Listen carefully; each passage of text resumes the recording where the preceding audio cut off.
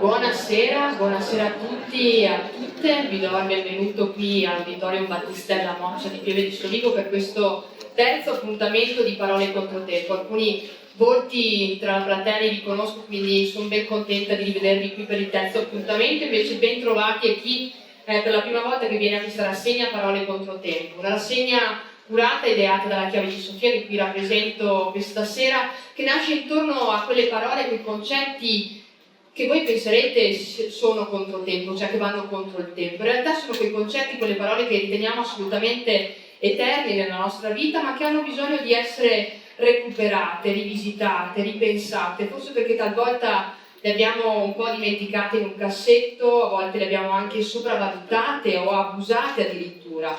E allora abbiamo pensato di fare questo viaggio con 4 pensatori e pensatrici che ci riportano un po' l'attenzione su queste parole per cercare di riportare così le radici di questi concetti, ricollegarli un po' alla nostra vita quotidiana, e questo si inserisce molto bene in tutto quello che come Chiave di Sofia facciamo ogni giorno, ovvero di portare la filosofia al centro della vita quotidiana, mostrando come questa materia a volte è ritenuta elitaria, riservata a chissà quale vita accademica o non si sa bene di cosa tratti, in realtà permea costantemente la nostra vita. Allora questo esercizio, la meraviglia, questo esercizio al pensiero diventa quell'occasione della nostra vita per ripensarci, ripensare noi stessi, ripensare il nostro rapporto con il mondo, con le altre persone. Una rassegna con la quale abbiamo avuto piacere di collaborare con l'amministrazione comunale di Pieve di Soligo. Qui con me questa sera chiamerei Luisa Cigani, assessore alla cultura della città di Pieve di Soligo, all'interno di un progetto preciso proprio della biblioteca che lascerei a te spiegare. Buonasera, benvenuti. Ringrazio Chiave di Sofia con cui appunto abbiamo collaborato per la realizzazione di questo progetto e Assicurazioni Generali, che è il nostro partner e ci sostiene. Un progetto, diceva giustamente Elena, che è nato lo scorso anno come biblioteca comunale di Pieve di Soligo. Abbiamo partecipato a un bando del Ministero della Cultura incentrato appunto sull'importanza delle api come insetto che è, diciamo, segnale di qualità ecologica di un ambiente, ma che è anche un insetto sociale, un insetto che collabora per il benessere della propria comunità.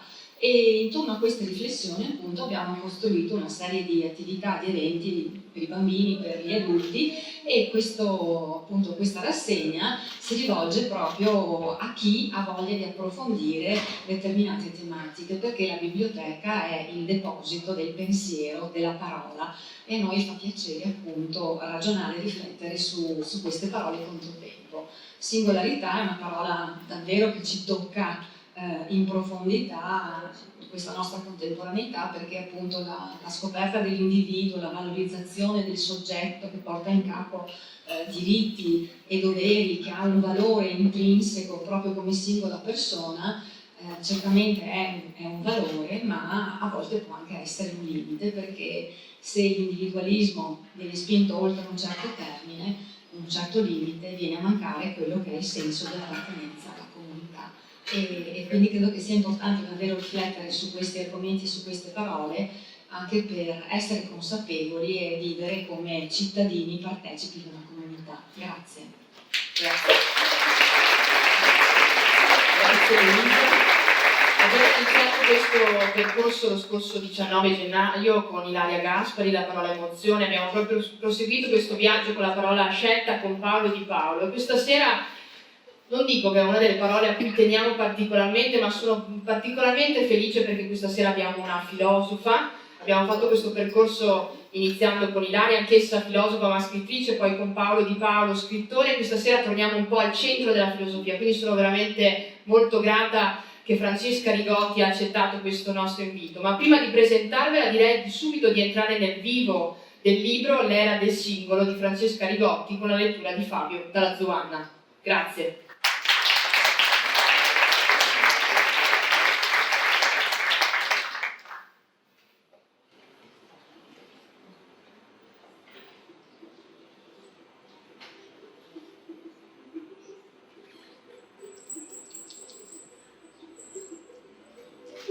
Oggigiorno l'individualismo sembra aver assunto quella connotazione nuova ed estrema che è stata definita singolarismo o singolarità. Anzi, la singolarità sarebbe l'unica vera e nuova cifra della società post-industriale tardo-moderna. Quest'ultima succede al trionfo della modernità iniziato alla fine del Settecento e conclusosi tra il 1945 e il 1975, nelle quali si assistette al dispiegarsi di un sistema sociale fondato sulla ricerca di standard e di uguaglianza della più o meno ben temperata società industriale, con i suoi rapporti di lavoro regolari e regolati, nella quale regnava un consenso culturale di massima a cui corrispondeva uno stile di vita relativamente omogeneo. Tutti la stessa lavatrice, la stessa automobile, gli stessi luoghi di vacanza. La società tardo-moderna è caratterizzata invece da un grande cambiamento che ha portato dalla logica del generale alla logica del particolare, dell'unico, del singolo o singolarità, dove il termine singolarità è lo stesso con il quale nel linguaggio della ricerca sull'intelligenza artificiale o post-transumanesimo si designa il momento ipotetico nel quale l'intelligenza della macchina supererà quella umana. La singolarità in questo nostro contesto specifico è qualcosa di diverso. È la tendenza della cultura tardo-moderna alla originalità e alla straordinarietà. Qui l'unicità del soggetto è percepita e valutata positivamente. Qui la categoria della differenza, già emersa in decenni precedenti con i movimenti dei neri, delle donne, degli omosessuali e le loro richieste di non discriminazione ma di riconoscimento, si esaspera in 1000 forme di singolarizzazione. La biodiversità dei prodotti naturali, come la specificità temporale degli events, la performatività sui lavori di luogo, performatività sui luoghi di lavoro, come la ricerca dei profili singoli degli utenti internet, fino alle analisi individuali del genoma. L'offerta formativa differenziata delle scuole, fino all'emergere delle singolarità negative di serial killer, di terroristi e assassini scolastici.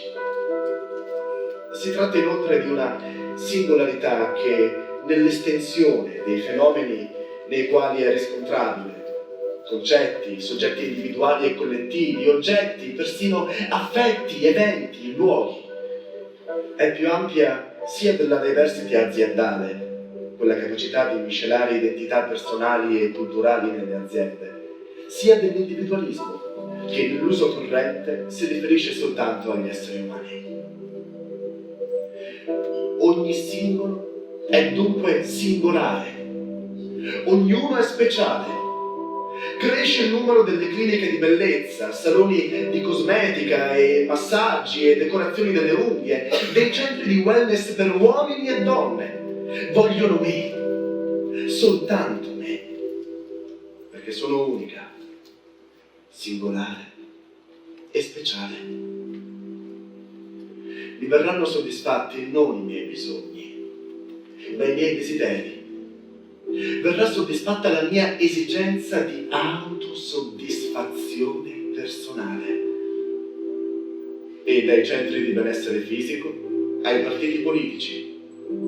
Il passaggio al singolarismo porta a una società non solo di individui, ma di singoli speciali, non più inseriti in un sistema collettivo come il partito, il sindacato, la fabbrica, bensì in una società in cui trionfa la dimensione singola, speciale, personale, per esempio, dell'individualizzazione salariale.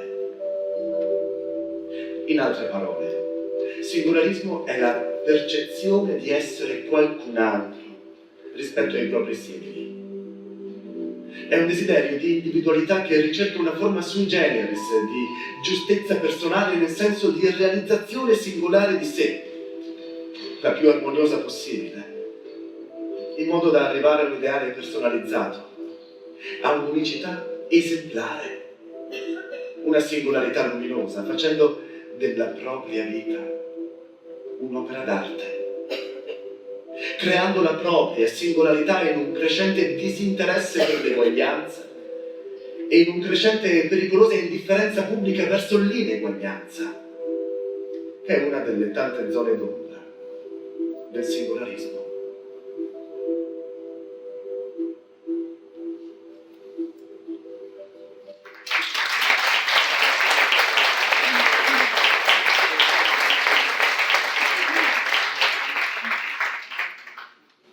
A questo punto chiamerei e farei un grande applauso a Francesca Rigotti.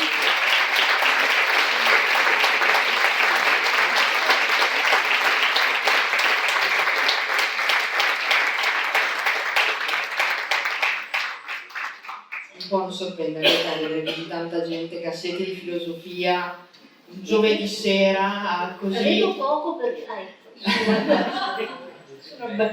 Allora ti presento Francesca Rigotti, sono molto contenta che sei tornata qui perché in realtà l'avevamo già ospitata lo scorso maggio all'interno del Festival Biblico di Vittorio Veneto, in quell'occasione con un intervento sulla dicotomia buio-luce perché parlavamo di Apocalisse.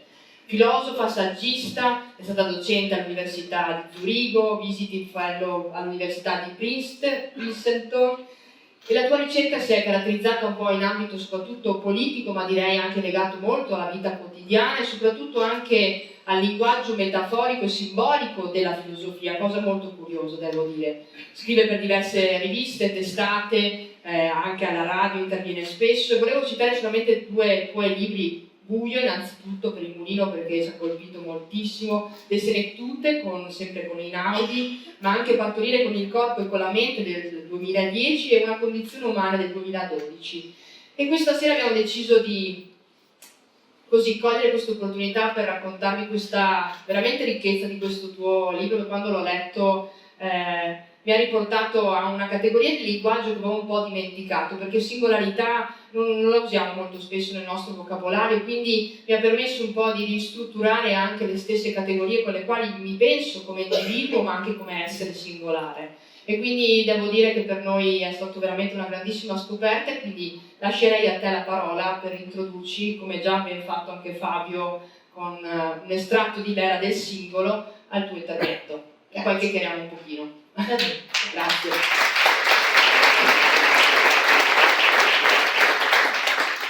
Come vedete ho scelto la formula della lezione, ma non sarà lunga, poi sarà seguita da dibattito, però all'inizio l'introduzione perché il termine è particolare, singolare direi.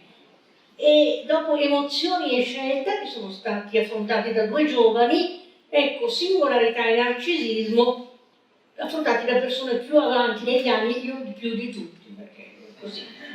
E quindi ho molto apprezzato però la varietà di età, di genere, e che immagino sia voluta da Elena Casagrande, la chiave di Sofia. Approfitto per ringraziare lei, tutti quelli che hanno organizzato e stanno seguendo questo bellissimo evento, e adesso posso ringraziare anche l'attore, dov'è? Eccolo lì. E mentre lui leggeva dicevo, io ho scritto quella roba, no, non è possibile. È un'altra cosa. Comunque, quindi molte grazie. Sembrava Kafka, ma Rigotti. Allora, com'è che io vado a occuparmi di singolarità? È bizzarro il termine, in effetti. E l'ho raccontato nel libro, è proprio uno di quegli eventi in cui ti dicono, lei verrebbe, questo in Svizzera, lei verrebbe alla serata dedicata alla singolarità, ma non intendevano quella tecnologica. E io dico, va bene, sì, e però siccome appunto in Svizzera te lo dicono più in forte anticipo, tipo un anno prima, allora ti prepari, io mi sono preparata, e tanto che giravo intorno a questo termine ho fatto un sacco di scoperte per me, e quindi ve le racconto. Vi racconto che ci sono vari sensi del termine, e quindi uno è questo appunto tecnologico di cui parleremo, l'altro è il senso filosofico, ontologico, l'ultimo è il senso sociologico, che è quello che più è stato affrontato nella parte che ha letto, e lui è il senso comune, e quindi noi partiamo dal senso comune. Il senso comune non è facile, ma speriamo di riuscirci, perché una delle definizioni della felicità che mi piace di più è quella che dice che la felicità è riuscire a compiere bene un compito difficile. E questo è difficile e complicato per me e per voi, e quindi diamoci da fare e usciremo di qui forse tutti più felici se avremo svolto il compito. Ecco, però devo dire subito una cosa dal punto di vista pratico-etico di questa faccenda, e cioè perché questi concetti stanno cambiando un po' di senso. Allora, singolarità e singolarismo come individualismo stanno diventando dei termini negativi, anzi addirittura parolacce. Questa definizione me l'ha data in treno, perché io viaggio sempre di qua e di là, in treno una ragazza che frequentava l'istituto universitario salesiano di Mestre, studiava scienze dell'educazione. Me lo sono ricordato perché mi ha colpito quello che lei mi ha detto. Io avevo un libro in mano, quindi mi ha chiesto che cos'era, abbiamo parlato, e lei mi fa: all'università, anzi a scuola, come dicono tutti, ma all'università ci hanno insegnato che l'individualismo è una parolaccia. Io dico: ma come? Sì, perché l'unica cosa che conta è la comunità, l'unica cosa che conta è la relazione, e l'individualismo è il diavolo. No, non c'è soltanto il plurale nella grammatica, né nella vita e né nella filosofia, c'è anche il singolare e l'individuale, e c'è anche l'individuo singolare. E il primo individuo è la prima persona singolare. Io penso, cogito, ego cogito ergo sum, io che parlo e agisco, io che esisto contemporaneamente a noi, certo. Sono indispensabile per creare il noi, come ogni filo è indispensabile per creare il tessuto. Ma senza fili, niente tessuto. Senza individuo, niente relazione. Pensare da individuo, agire da singolo, non è narcisismo, di cui vi parlerà il quarto protagonista di questa serie. Non è narcisismo, non è iolatria, è la vita normale. Anche quando l'individualismo poi raggiunge dei percorsi che non ci piacciono, ma per ora dovete aspettare un attimo che arriviamo a quell'individualismo, a quel singolarismo lì, perché dobbiamo fare un viaggio. E come ho detto, la felicità è complicata e difficile da raggiungere. Il senso comune di singolare, singolo è un po' la caratteristica che diceva la signora seduta lì davanti con la giacchettina rosa, dice: mi sono messa un capo di vestiario singolare, quindi originale, unico. È così. Perché singolare vuol dire quello, no? Diciamo una persona singolare, una giacca singolare, ma vuol dire anche una sola persona. Prima persona singolare, io, secondo, poi c'è il plurale, e deriva dal latino, questa volta non dal greco, dal latino singulus o sinculus, che è come homunculus, ladrunculus in latino, sono quelle forme diminutive, e con quel sem all'inizio, sin, che vuol dire unico. Se pensate al famoso proverbio semel in anno, quel sem di seme vuol dire una volta, uno. È anche semplice, è la stessa cosa. Semplice vuol dire che ha una piega, una sem plica, plix, plicare.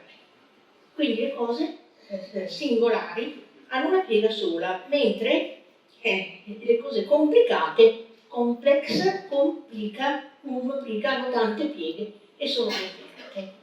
Allora, quindi la singolarità è quella caratteristica del singolo, dell'unico, è l'unicità dell'io individuale. E ancora ho detto quella parola che non si può dire, non si può dire pare individualismo, è un concetto complicato, porta tante pieghe, perché proprio singolarità si intreccia con individualità, molte volte si sovrappone, e allora questi significati si attorcigliano tra di loro, uno cerca di separarli, non di mettere, e poi si riattorcigliano tra di loro. Questa era una piccolissima introduzione al senso comune, adesso ancora più breve sul senso filosofico, anche se questo è molto complicato, perché poi dà origine alla faccenda.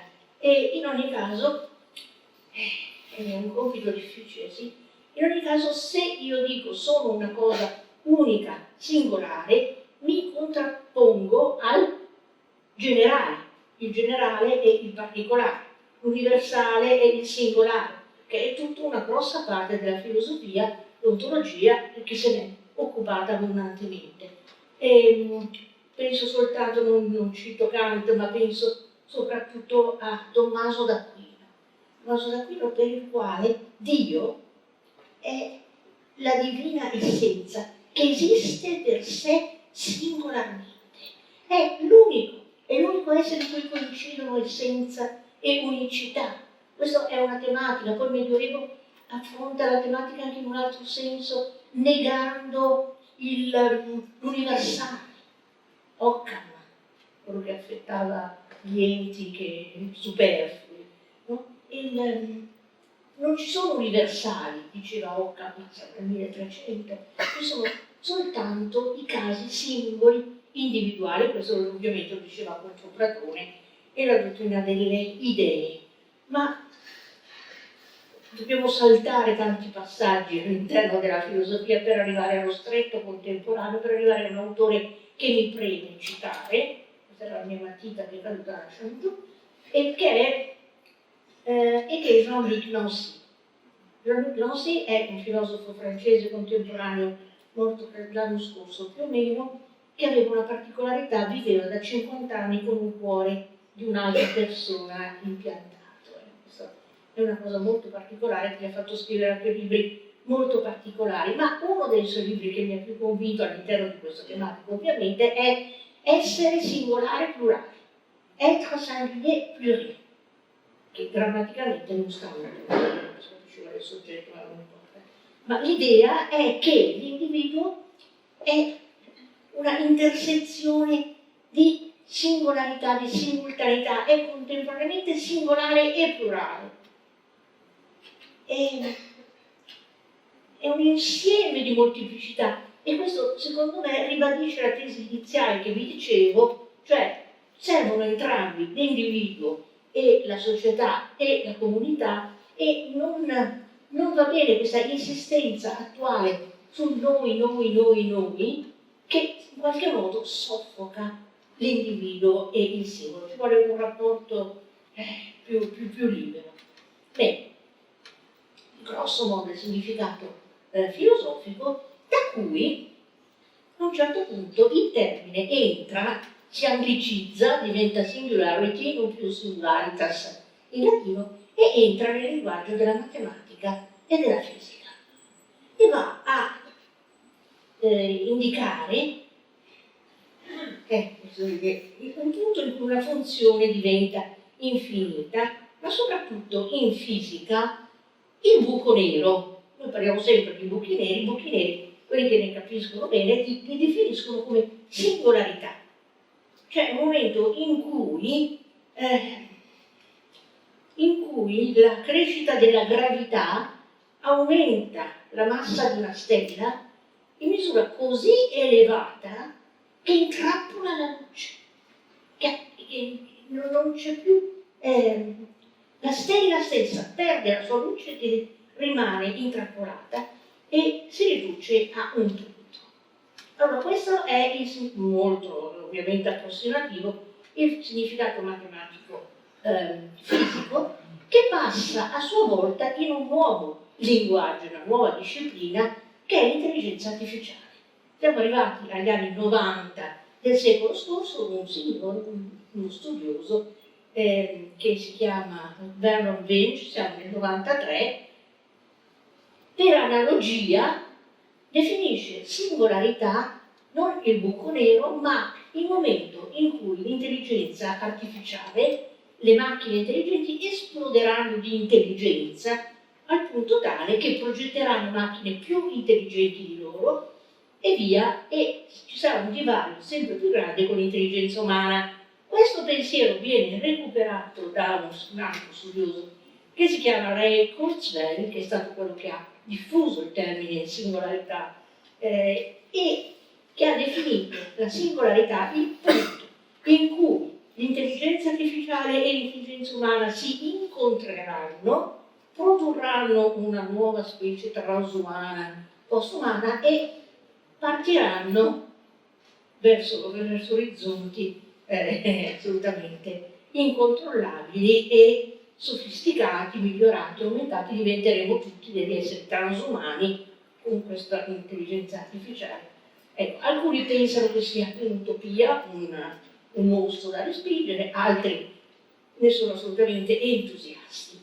Va bene, allora sempre di nuovo questo termine passa alla sociologia e all'economia.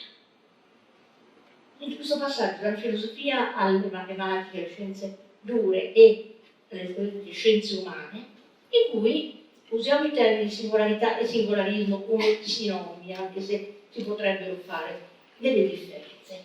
E arriviamo a questa definizione degli esseri umani che nella società singolarista o delle singolarità in cui una parte di noi vive ma non tutti, si pensa di essere appunto ognuno diverso dagli altri, ognuno portatore di una forza di unicità e unità, ed è questa tendenza della nostra epoca alla straordinarietà, alla originalità, ed è un termine chiave che forse vi apre altri orizzonti, alla personalizzazione. Tutto quello che riceviamo e facciamo deve essere personalizzato su di noi. Il paradosso, ve lo dico subito, ma potrebbe essere un bel oggetto di discussione, è che in questo discorso in cui pensiamo di essere tutti unici e che tutto sia fatto personalizzato per me, ricadiamo in una omogeneità paradossale, no? Perché poi tutti abbiamo in giro con il nostro smartphone così, e tutti così. Oggi nei vari treni che ho passato c'erano state 2 persone che leggevano un libro, una delle 2 ero io, quindi era abbastanza, non era preoccupante, era così, punto e basta. Comunque, questa tendenza all'originalità, alla solidarietà, alla personalizzazione è un carattere cosiddetto della tarda modernità, che esce dalla logica del generale, dell'omogeneizzato, dello standardizzato e entra nella logica dello speciale, del particolare e del singolare. Quindi è il fenomeno per cui sempre più persone, che per lo più sono inconsapevoli di far parte di questa tendenza generale, si aspettano non il generale ma lo speciale. Non si volgono a ciò che è standardizzato e regolato, ma ciò che è particolare, non sono interessati alla produzione di massa, ma ciò che è specifico, individuale, personalizzato. Un mondo completamente travolto da questo modo di pensare è il mondo della scuola.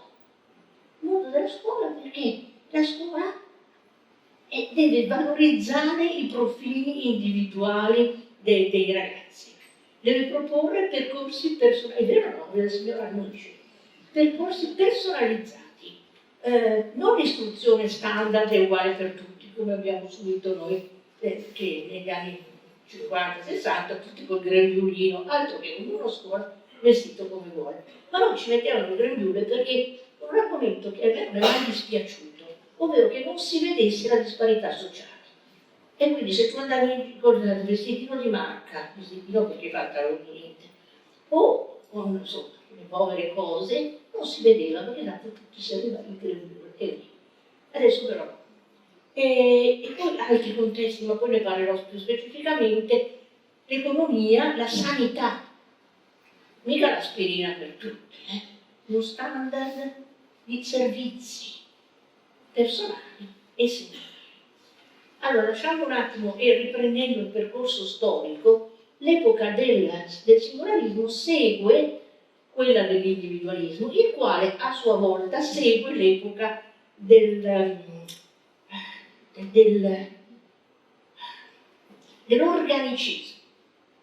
Cioè la società medievale, per dire, ma anche parte della società antica, sono società organiche, che sono pensate come dei corpi, olistico, come dei corpi in cui ognuno svolge la sua parte e in cui il tutto è superiore all'insieme delle parti. Se pensate al famoso apologo di Menegno Agrippa, che insegnavano a noi, credo in seconda, terza elementare, quello delle membra che si ribellano perché lo stomaco mangia tutto, insomma. è un apologo significativo di questo modo di pensare. Ecco, nella prima modernità, diciamo così, quindi in Italia sempre tutto un po' prima, 1500, 1600, anche 1700, la visione organicista declina a favore di una visione individualista, in cui ci sono improvvisamente non le comunità, ma le persone, gli individui. Cominciano le firme, per esempio, delle opere d'arte.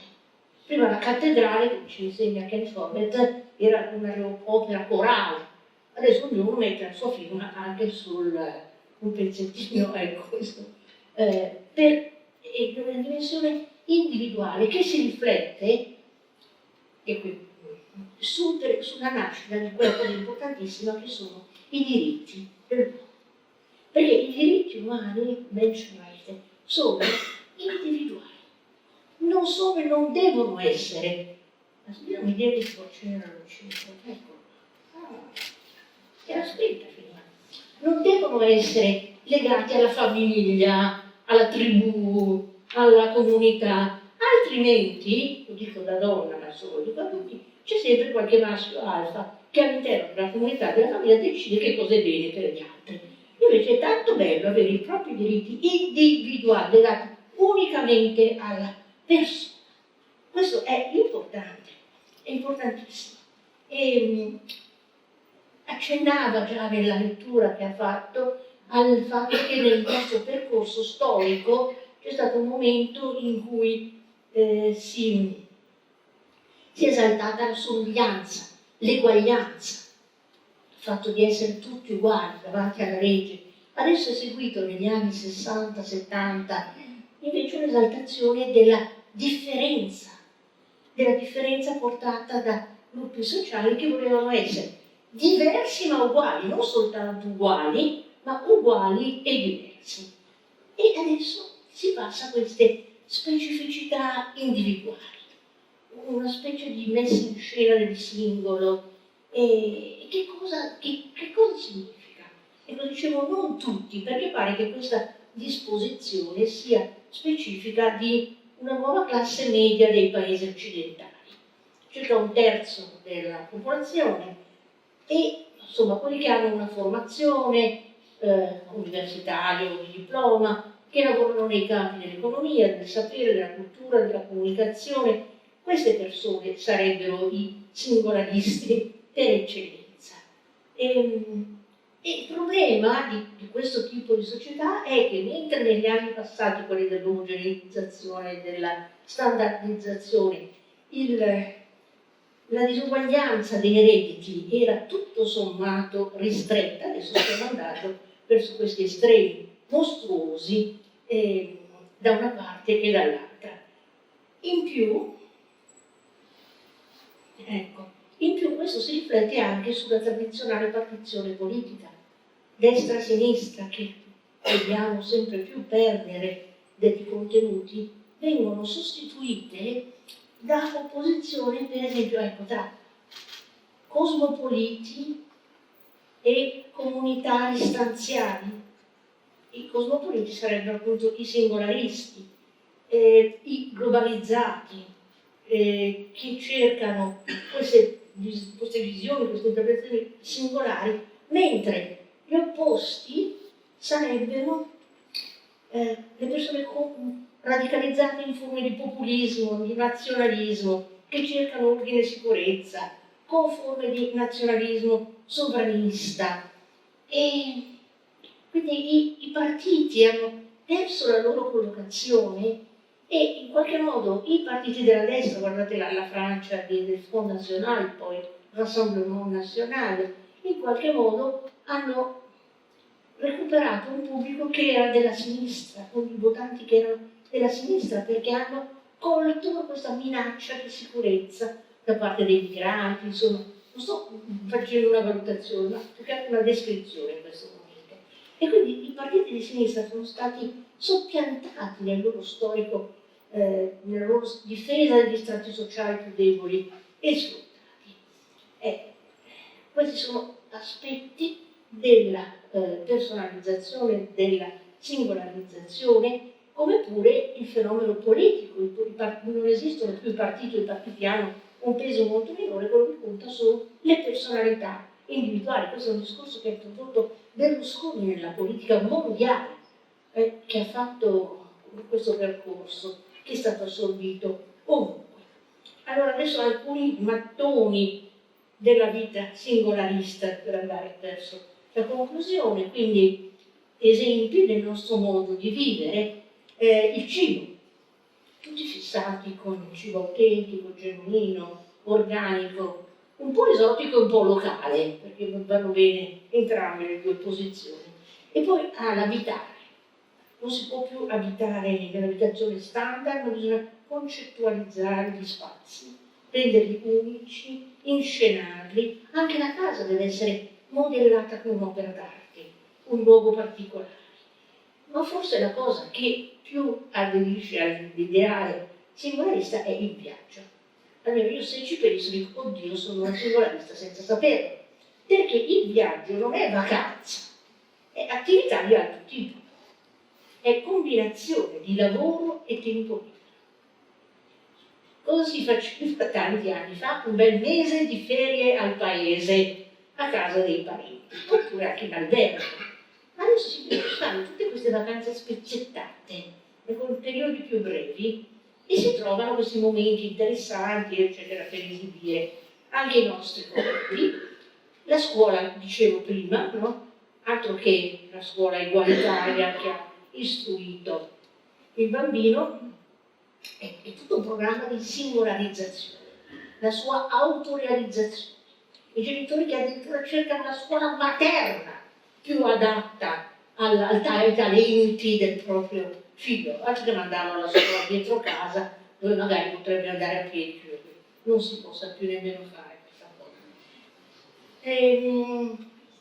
Bene, altre tendenze, e vado a concludere ma non ancora, sono i nomi. Sui nomi potremmo divertirci, perché i nomi della società contemporanea che rivelano questa ricerca di unicità, di straordinarietà, sono incredibili, c'è una variazione, se voi guardate le statistiche, 10.000 nomi diversi all'anno, per bambini, altro che Maria, Antonio, Giuseppe e Caterina.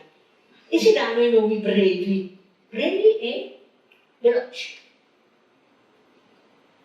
Emma, Lily, Benna, Noah, che comincia ad affermarsi anche questo che è terribile, chiamatelo Noè almeno, no, Noah con l'H in fondo.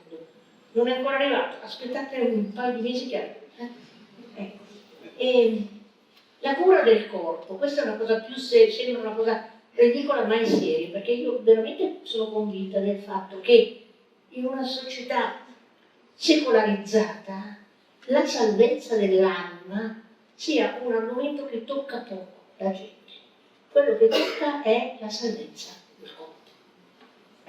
Bisogna salvare le vite e i corpi, a parte questa orrenda cosa di chiamare i cadaveri corpi. Ma come dice Dante, come corpo morto cade. E il cadavere è il corpo morto, non è il corpo.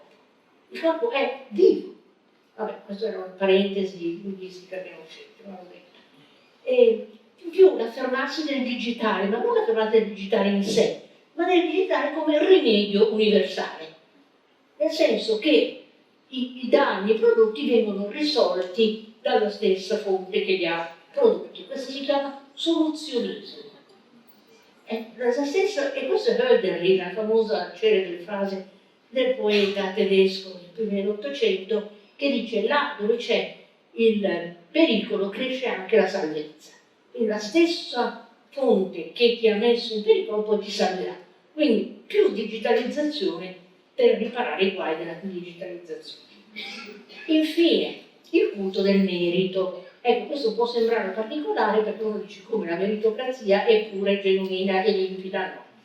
Allora, il culto del merito fa sì che la gente pensi, se è arrivato in una posizione elevata, che questo sia merito suo, dei propri talenti, delle proprie virtù, della propria applicazione, e non pensa di essere magari nato in un paese ricco, di essere nato uomo e non donna, di essere nato bianco e non nero, di essere nato eccetera, eccetera, eccetera. Quindi dice no, e il posto è mio perché sono un essere speciale. Come canta, chi mi canta sono un essere speciale? Io Battiato, ecco, bravissimo. Che però nella canzone di Battiato va benissimo perché lì sta parlando di una persona che è speciale per te. Io voglio essere speciale per tutti voi. E allora cosa succede con la meritocrazia? Succede che chi è perdente non avrà nemmeno più la giustificazione di dire ma io sono nato povero, ma io sono nato ignorante, in casa mia non c'era neanche un libro, la mamma non mi portava in una biblioteca bella come questa. Cosa succede? Che si riempirà di rabbia e di rancore e questo non fa bene alla società, mentre l'altro, il vincitore, si riempirà di se stesso la bocca delle proprie virtù.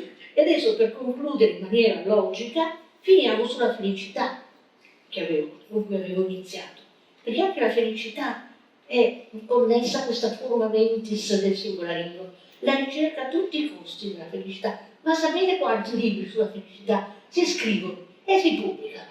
Andate in una qualsiasi libreria e troverete la ricetta per trovare la felicità. Quindi è questa impronta ottimista che ha la nostra società e fa tutto parte della costruzione di questo pensiero singolarista, oltre che utilitarista, perché orientato alla maggiore felicità possibile del maggior numero di persone, di tutti questi singoli all'interno di una società singolarista. Grazie, ho finito.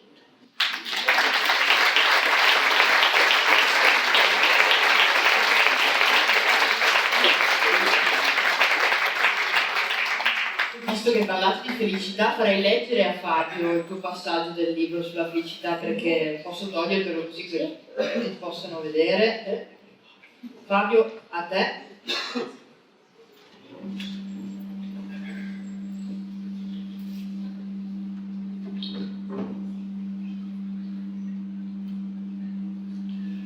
Cos'è dunque la felicità? La felicità è uno stato d'animo, non una passione come l'ira, piuttosto un sentimento come l'amore e soprattutto una condizione di durata variabile, di soddisfazione piena. Uno stato in cui il nostro animo è sereno, non turbato da dolori e preoccupazioni, e capace di godere di tale stato. Oppure un momento in cui un evento fausto supera, riempiendo completamente l'animo, la presenza di dolori e preoccupazioni. La felicità è un concetto valutativo per eccellenza, un po' come la libertà, per il quale è difficile trovare voci contrastanti che dicano che essere felici, come essere liberi, non vada bene. Ma perché il concetto di felicità ci solletica? Ci sollecita, la parola ci attrae, il termine ci colpisce. Riteniamo che l'attuale ricerca, ossessione della felicità corrisponda al desiderio di superare la solitudine sociale nella quale viviamo, anche se in sé la solitudine è un grandissimo valore. Siamo soli, socialmente isolati, noi, che siamo cittadini globali di imperi sovranazionali, privati della politica o ridotti ai suoi margini, soggetti di giochi economici che non comprendiamo e sui quali siamo incapaci di intervenire. Riflettendo sulle caratteristiche teorico-concettuali della felicità in epoca moderna e contemporanea, se ne possono individuare 4.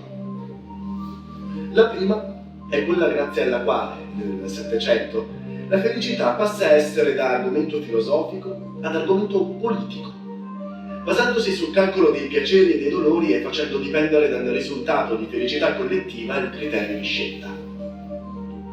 Assistiamo successivamente nell'Ottocento a una seconda trasformazione della felicità, da concetto politico a concetto economico, con le dottrine socialiste e marxiste che vedevano la realizzazione della felicità collettiva e anche individuale nel riscatto dalla povertà e dallo sfruttamento e nella realizzazione dell'eguaglianza economica e successivamente nel benessere generalizzato.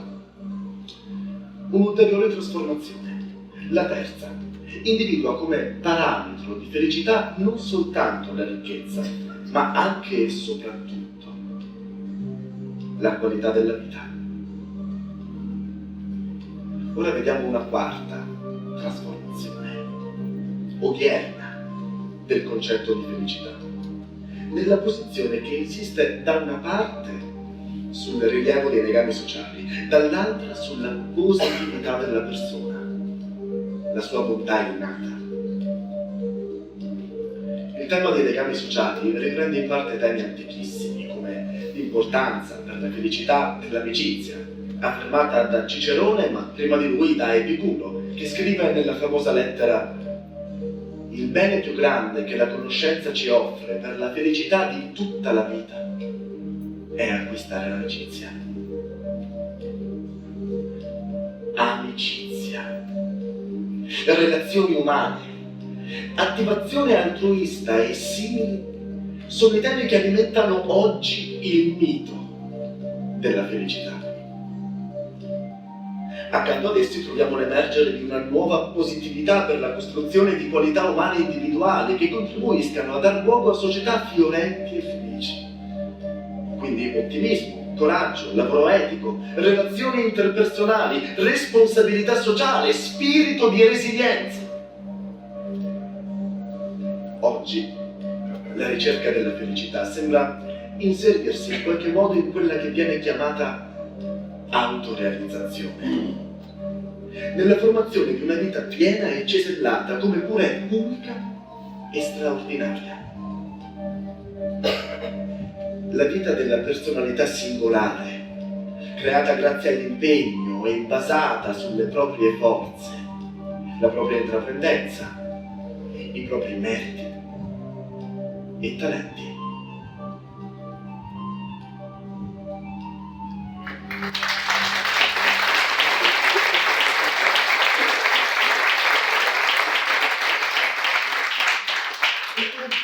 Grazie Fabio. Non a caso ho scelto di far leggere il pezzo sulla felicità, perché volevo tornare un po' e mi sorge la domanda: com'è possibile allora coniugare singolarità e molteplicità, un po' anche alla luce di quanto scrive nel libro in riferimento a Nancy, ma anche aggiungerei ad Agamben, dove di fatto si riprende, no? Più sul piano se vogliamo ontologico che gnosologico, questo rapporto. Allora, se esiste una giusta misura tra singolo e plurale, o come possiamo effettivamente pensarci allora come singoli ma anche come parte di un tessuto di comunità. Hanno scritto un altro, ne ho scritti tanti, uno dei libri che ho scritto si chiama Il filo del pensiero, non so se ce l'avete sulla bancarella, comunque non so se ce l'avete, dopo verifichiamo. E che è allora, tra i figli non si possono fare preferenze, tra i libri sì, quindi è il mio libro preferito, che ho scritto ben 20 anni fa, ma è stato rieditato, come si dice, quindi è come poco. Perché cito questo libro? Perché io parlavo della metafora del pensiero come figlio, l'idea che i pensieri siano come una matassa coffata, la mano delle pecore di una volta, e poi piano piano si riesce a tirare fuori un filo. Se vogliamo portare questo filo non dal punto di vista appunto della conoscenza, ma della relazione e dei rapporti, l'esempio che avevo usato, anche la metafora che avevo usato all'inizio, era proprio quella del tessuto e dei fili. Dobbiamo riuscire a trovare, secondo me, soprattutto in questo momento, un equilibrio virtuoso tra la dimensione individuale, singola, singolare, e la dimensione della comunità, e la dimensione della società. E perché ci sono delle correnti che tirano da entrambe le parti. Io non so di che cosa parlerà l'amico Vittorio Lingiardi, ma è possibile che proponga il narcisismo come una esaltazione dell'individuo, del singolo, no?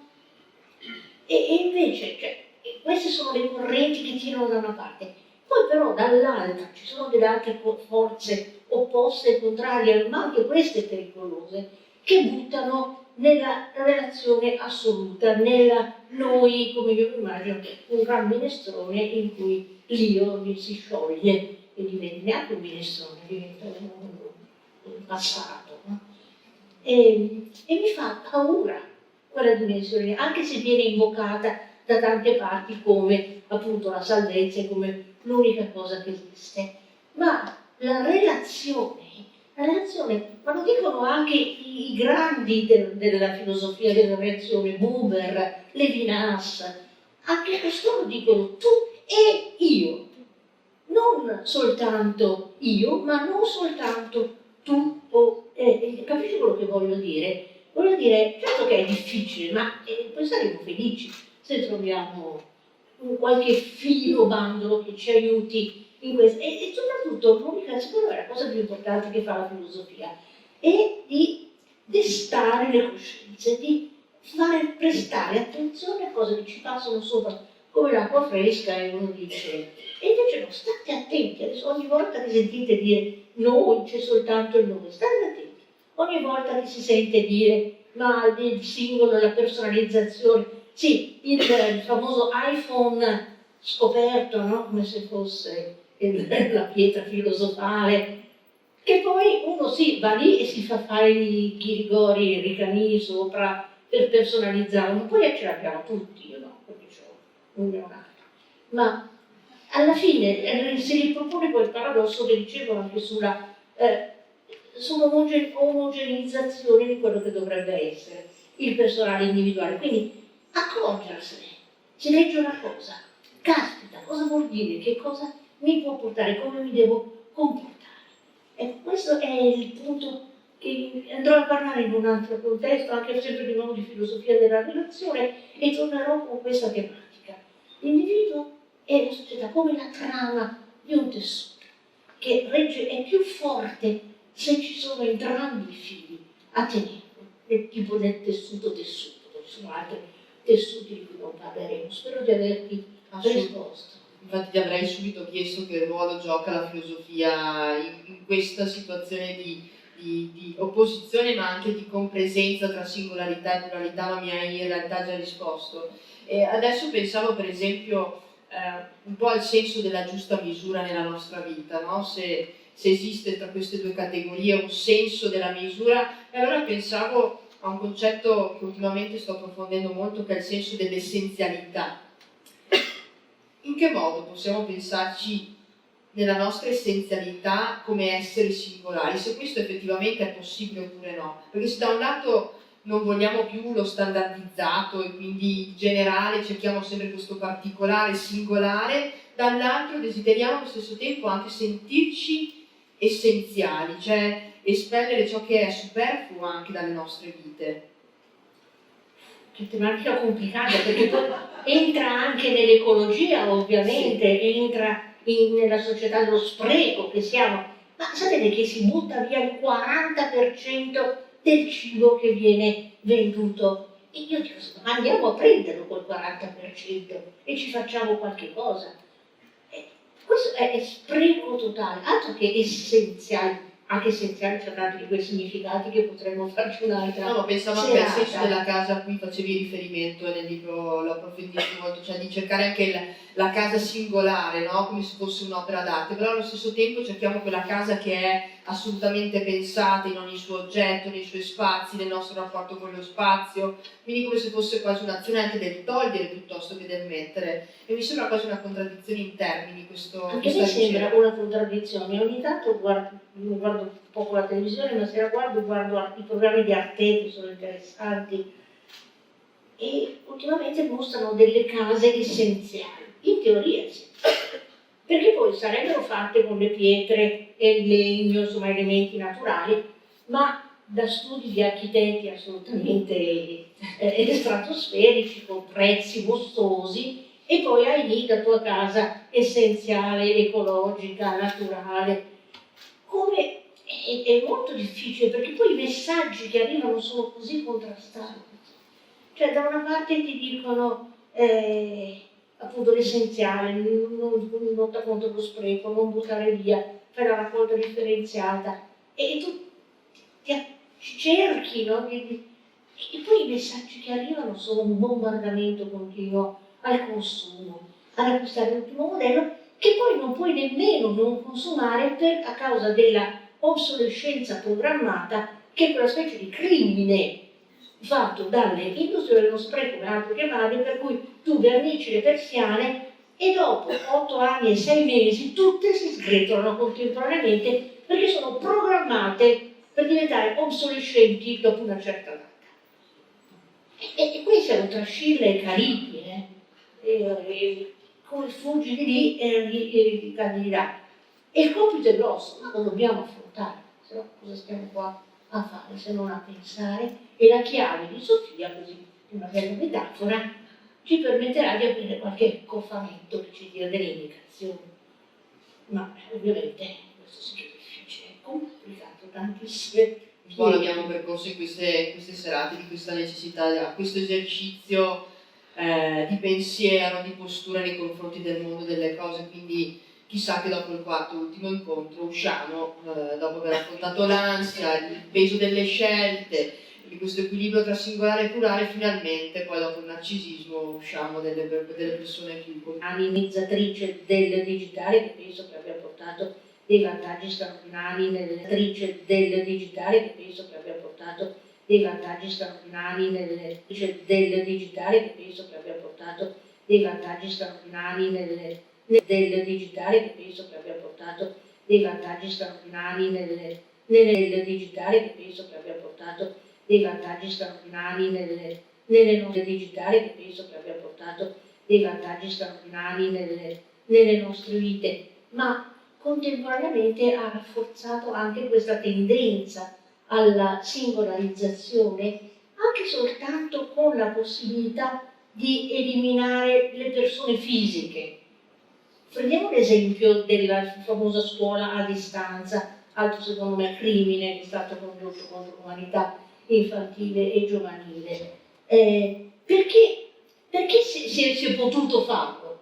Perché la digitalizzazione lo permetteva. Adesso in Ucraina vanno a scuola così, i ragazzini non impareranno ben niente, poi dovranno ricostruire un'Ucraina senza averne le capacità.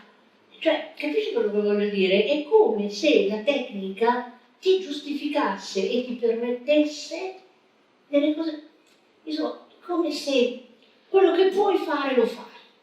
Puoi fare lezioni a distanza e allora lo fai, risparmi un sacco di soldi, di insegnanti, di riscaldamento, di banchi, non ti serve più niente. E questi processi si incrementano a vicenda. Ma noi dobbiamo essere persone, non dico uomini del nostro tempo che è un po' maschilista, dobbiamo essere persone del nostro tempo. Non possiamo fare finta che non ci siano questi strumenti. Non possiamo andare in giro con la pietra. Dobbiamo stare attenti. Dobbiamo stare attenti, secondo me, e questo non dovrei dirlo, perché io non ho niente contro i giovani maschi, però contro i poteri che hanno. Perché dico giovani maschi? Perché per lo più i programmatori e analisti sono di sesso maschile, sono molto giovani, non hanno responsabilità familiari, non sanno cosa voglia dire avere una famiglia, avere dei figli e fanno delle scelte fuori di cosa stavo dicendo, che non corrispondono ai bisogni della società. Conoscete la famosa battuta, storia dell'indigeno che non voleva farsi fotografare perché le loro anime sono rimaste, è come se le nostre anime fossero rimaste al secolo scorso, per dire il Novecento, e qualcosa corre in avanti, non riusciamo a prendere. Attenzione a chi mettiamo in mano le nostre vite. Ci sono persone che lo fanno di professione. Allora non sono tutte come la nostra assessora qua in prima posizione. Ecco, io stasera ho sentito solo bene, quindi la uso come esempio di politica che fa e ci pensa, e non che introduce innovazioni per l'innovazione, senza vedere i risultati anche a lunga distanza. Perché la differenza tra il politico e lo statista è che il politico pensa per oggi, pensa a guadagnare i voti, lo statista guarda lontano. E così bisogna avere questo sguardo, anche la filosofia guarda lontano. Ecco, avere uno sguardo lontano, non soltanto così limitato alle nostre scarpe e ai nostri piedi. Adesso non ce la faccio più, però sono troppo emozionata.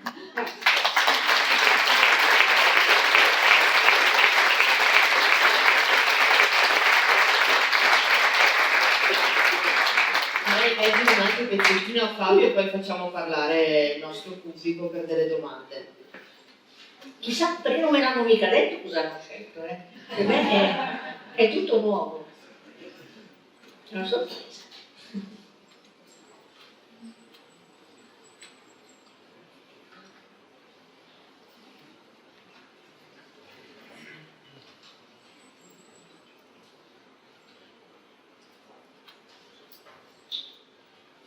Avvertiamo tutti i giorni, il contrasto e la tensione fra la nostra percezione di soggetti unitari, di individui autonomi e liberi di effettuare scelte e l'esperienza quotidiana di una vita eteronoma, dettata dall'esterno. Il conflitto che proponiamo ora di analizzare, procedendo nella comprensione dei diversi sensi di singolare e singolarità, è dunque quello tra autonomia ed eteronomia. Il darsi da sé le proprie norme da una parte, il limitarsi dall'altra, a ricevere e a obbedire a norme esterne. Dal punto di vista filosofico, l'autonomia è stata posta sotto i riflettori del pensiero moderno da Kant, nella critica della ragione pratica e nella metafisica dei costumi. Nell'elaborazione kantiana, autonomia assume il significato di libertà morale di darsi per sé norme e principi e di agire in base a essi, pensando con coraggio con la propria testa e camminando con coraggio sulle proprie gambe, come l'Antigone di Sofocle, che va a morire secondo la sua legge. Siamo persone situate all'interno di processi sociali, imperfette e fragili, immerse fino al collo ciascuno nella propria vita. Ma chi garantisce la verità e la giustezza di ordine e valori? Nel caso che la persona viva in società, poniamo, razziste e sessiste. Sarà libera, autonoma e dignitosa la persona se dopo aver assorbito tali regole si comporterà da schiavo o da schiava felice. Ricordiamo le parole di Alessandro Manzoni quando nei Promessi Sposi condanna la scelta della monaca di Monza di ribellarsi all'ingiustizia che era stata perpetrata nei suoi confronti. Recita: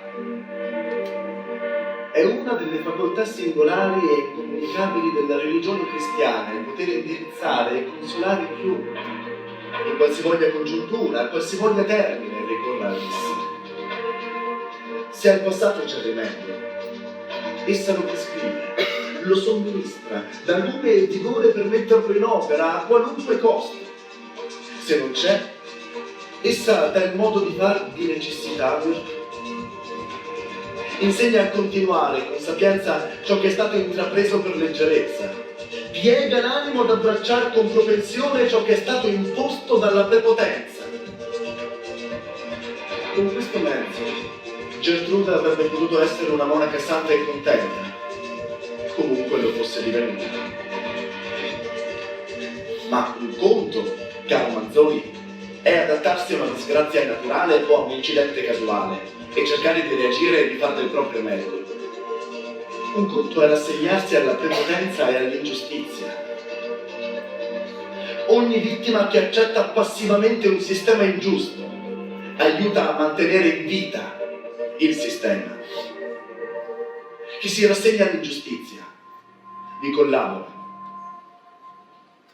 adeguando le sue preferenze all'ambiente, abbassando il livello del desiderio, se non del bisogno, immaginando inclinazioni e scelte innocue che non modifichino i rapporti di forza del sistema, ma si adattino a stereotipi e pregiudizi ideologici. Il soggetto oppresso potrà vivere in maniera forse più serena, certo non più autonoma, autodeterminata e dignitosa. In questo caso l'autonomia è un autoinganno, ancora un'illusione adattiva a cui ci si sottomette per non soccombere alla pressione sociale ma non può essere la stella polare che guida la nostra vita. Per vivere una vita piena di senso e di dignità è indispensabile riflettere sul significato e sull'adeguatezza delle regole sociali e delle leggi politiche. Serve la conoscenza di sé e del mondo, dei fatti, dei dati, dei numeri, in modo da poter elaborare motivi fondati per affermare le proprie scelte e determinare la propria vita.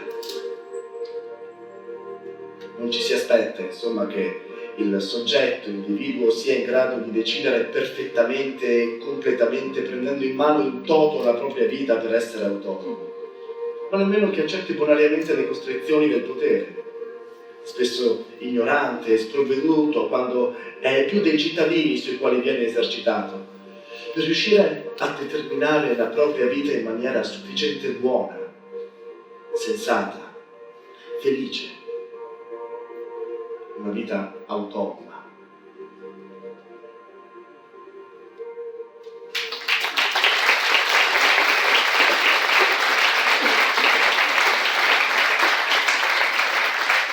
Grazie Fabio, accompagnato dalle musiche di Francesco Daros. Francesco, lascerei la parola al nostro pubblico per qualche domanda, considerazione, osservazione, condivisione, insomma, siamo qui. Se riusciamo anche poi a accendere qualche luce in sala così riusciamo a vedere un po' meglio le persone. Grazie Nicolò.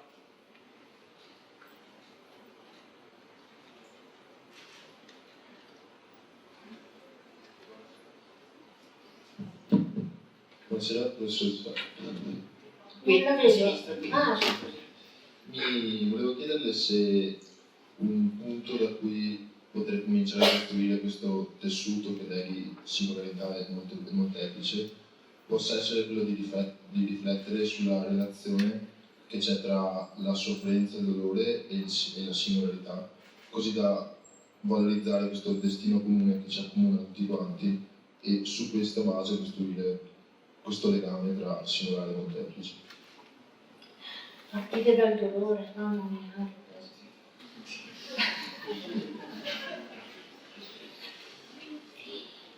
Sa, parto da un filosofo del 600-700 che è Leibniz, di cui uno non si immagina che abbia un'etica così profonda come quella di Leibniz. E in particolare in un aspetto che Leibniz invocava e che diceva per comprendere meglio l'altro bisogna provare a mettersi al suo posto e chiamava questo, lui parlava in francese e in latino, che mica mai, e in tedesco anche, e alla place d'autrui, queste cose le scrive in francese, cioè mettetevi alla place d'autrui, al posto dell'altro. Certo che mettersi al posto dell'altro per incontrare il suo dolore. Adesso partiamo dall'idea che io sono la persona che assiste o che va incontro alla persona, ma sarebbe anche bello che la persona che soffre venisse incontro a me e potessimo stabilire una relazione da questo punto di vista, perché mi sembra che se io mi pongo dal punto di vista della persona equilibrato, che non soffre, che ha meno problemi e vado incontro all'altro, è quasi di umiliarlo. E invece vorrei che anche l'altro venisse da me e mi insegnasse le cose che io dalla mia posizione non conosco. Non so se riesco a spiegarmi. Di dare una dignità al sofferente, al migrante, diciamolo pure, proprio nella sua ricerca di accoglienza, nella sua ricerca di dignità, nella sua ricerca di clemenza, così uso anche quest'altra parola, e non ci fosse una relazione asimmetrica, dall'alto al basso, come c'è dentro parole come tolleranza, queste di io ti tollero, no, ma una relazione paritaria, questo insieme di singoli e di individui e di comunità che non sia per piacere asimmetrica. C'è tutta una parola che non mi viene, gerarchica, ecco. E quello che lei dice è è importante e è bello, e ovviamente di nuovo molto difficile, però è un altro contributo, è il contributo della persona che ha bisogno e che non va concesso con misericordia, con compassione, ma con rispetto della dignità. Spero di avervi risposto, ovviamente non è una risposta perché, ecco, solo qualche considerazione in merito, grazie. Qualcun altro ha qualche domanda o considerazione? Siamo qui. Non facciamo paura a nessuno. No, direi proprio di no.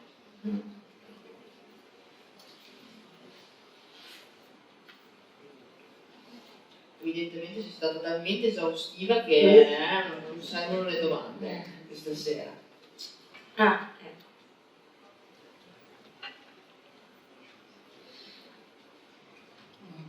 Non è che poi tutta questa, diciamo, singolarità, no? Questa voglia di mettere l'individuo al centro in realtà ci sta portando a una continua riomologazione, cioè il fatto di costruire l'influencer, no? Di costruire così una nuova omologazione, per cui dal maschio alfa troveremo la donna alfa, ecco, una ricerca tra l'altro con le tecniche digitali, questa cosa sta aumentando nella velocità, no? Un mondo in cui velocemente cerchiamo una singolarità per subito dopo far diventare questa singolarità qualcosa di nuovamente omologato, e poi nuovamente omologato. Un film che sta accelerando, forse. Io vedo qualcosa di Inquietante. anche di contraddittorio. Anche lì? Contraddittorio. Ma io ho cercato di affrontarlo brevemente questo argomento quando dicevo in realtà questa ricerca di singolarità a tutti i costi poi si rivela di fatto una omogeneità di comportamenti, quindi anzi la rafforza. Quindi quello che lei dice non fa che confermare questo principio. Sì, sono perfettamente d'accordo con lei sul fatto che sia contraddittorio e sul fatto che sia una pseudo personalizzazione, singolarizzazione, eccetera, che alla fine si rivela ancora più omogeneizzante dei comportamenti standard degli anni 50-60. Ecco. E si ricade, per esempio, l'aveva così bene analizzato Pasolini, quando Pasolini se la prendeva contro l'omologazione. Ecco, adesso facciamo finta di non essere omologati, siamo ancora più omologati di prima. Su questo secondo me non c'è nessun dubbio. E sono tra l'altro però movimenti e percezioni anche in gran parte non consapevoli.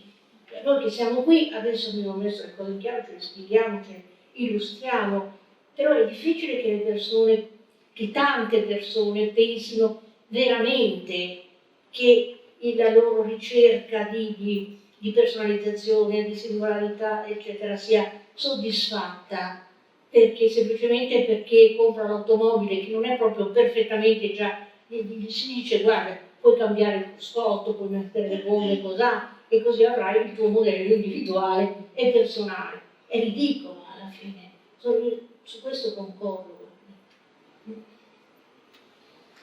Grazie.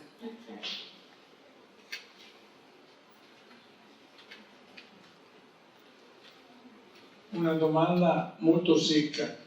La scuola, c'è un'enorme differenza tra quella degli anni 60-70 del secolo scorso e quella attuale. Quella attuale si dice deve promuovere il singolo individuo e la preparazione, e una volta era omologata su tutti. Però, per quello che vedo io, sì, la scuola dovrebbe fare questo, però hanno tutti il telefonino, hanno tutti i pantaloni jeans rotti, hanno tutte quelle cose che poi sono omologati sullo stesso schema. Allora, che peso ha la scuola in questo comportamento di singolarità? Grazie. Grazie a lei per la domanda. Non c'è qualcuno nel mondo della scuola che vuole rispondere al posto mio? Qualcuno ne abbiamo, perché ne conosco qualcuno tra il pubblico. Allora, coraggio e risponda. Io il mondo della scuola l'ho lasciato, l'ho vissuto un po' con i figli, ma insomma non sono particolarmente addentro gli studenti universitari sono una categoria un po' diversa, ecco, perché non sono lì per loro scelte. Poi alla fine questo discorso, vede che ritorna il discorso sull'omologazione, però se lei guarda i programmi delle scuole che cercano di attirare, visto che ormai i bambini sono pochi, e cercano di attirarli con specchietti per le allodole, e dappertutto troverete questo discorso sul curriculum personalizzato e sul fatto che sceglierà le materie che adesso in Italia non è ancora possibile, ma all'estero, ragazzi, le scuole sono tutto un guazzabuglio di indirizzi. Dentro nella stessa scuola potete scegliere quelle materie, lasciare quelle, prendere questa, lasciare quell'altra, e tutto seguendo il vostro ideale, il vostro talento e le vostre capacità, che poi è soltanto, tante volte, soltanto un modo neanche tanto onesto per arrivare a un voto di maturità altissimo e entrare nel numero chiuso delle facoltà. Certo, se prendi soltanto, se puoi seguire soltanto quelle che ti piacciono, che ti interessano e che studi particolarmente volentieri, è facile anche. Io sono abbastanza per invece una, come dire, entri in un percorso, finisci quel percorso, segui quel percorso e studi anche le materie che non ti interessano, perché poi io insegnavo appunto in una facoltà di scienze della comunicazione, tra l'altro, con la mia filosofia politica. Ogni tanto mi arrivavano degli studenti e dicevano, io dicevo che non ha studiato, ma ha fatto passato, dicevo tanto io poi faccio l'indirizzo tecnologico. Oh, io lo so tanto. È importante che conosca anche queste cose. Questo dico, questo tipo di scelte, non so se ne avete parlato con Di Paolo, sono... Cosa avete parlato di scelta? Dovremmo stare qui 2 ore, almeno per riprendere cosa ha detto Paolo Di Paolo. In parte è stato toccato questo, mi viene da aggiungere anche molto connesso anche al mondo del lavoro, nel senso che si va verso la personalizzazione assoluta delle competenze professionali, per cui dobbiamo assolutamente essere specializzati in quello, mancando anche a volte dell'insieme, quindi ci siamo totalmente disallenati anche a studiare, confrontarci con ciò che è scomodo, perché di fatto a scuola abbiamo sempre avuto tutti la materia nella quale non eravamo particolarmente spiccati, però ci ha permesso magari di sviluppare altro tipo di competenze, insomma. Ma il mondo del lavoro è anche un altro esempio di personalizzazione, singolarizzazione. Il contratto collettivo di lavoro, che suona così remota come parola, però diceva tutti quelli ricevono lo stesso salario. Adesso tu vai nella stanzetta del capo e stabilisci il salario per te, che è diverso magari da quello della stessa persona nella tua stessa stanza, e in certi contratti c'è scritto non puoi dirlo, non puoi comunicare quello che è il tuo salario, il tuo stipendio ai compagni di lavoro.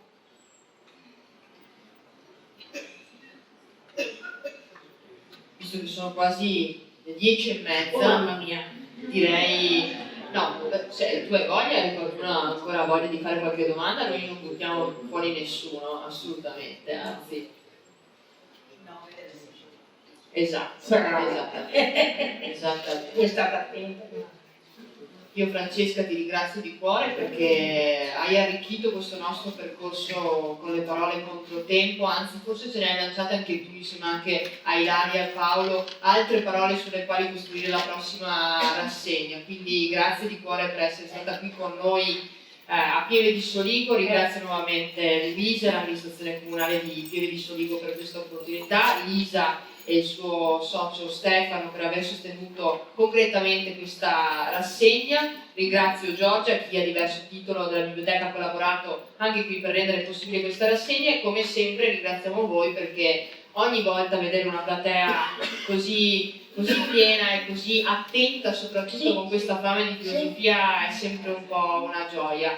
E a maggior ragione perché abbiamo festeggiato da poco il 20° numero della nostra rivista, quindi insomma è da ormai quasi 9 anni, quasi 10 anni che facciamo questo,